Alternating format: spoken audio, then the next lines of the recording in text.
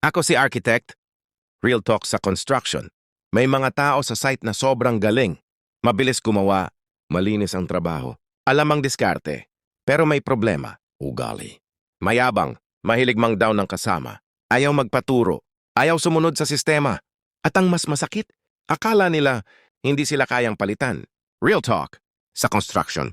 Hindi lang skill ang binabayaran. Attitude ang nagpapatagal sa trabaho. Kasi kahit gaano ka pa kagaling, kung sinisira mo ang team, luging negosyo ka.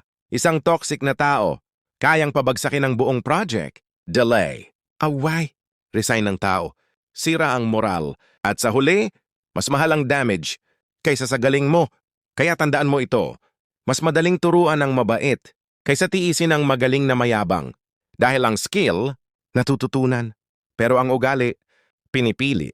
Kaya kahit magaling ka, mapapalitan ka. Follow para sa totoong usapang construction. Diretso, totoo at walang bulahan.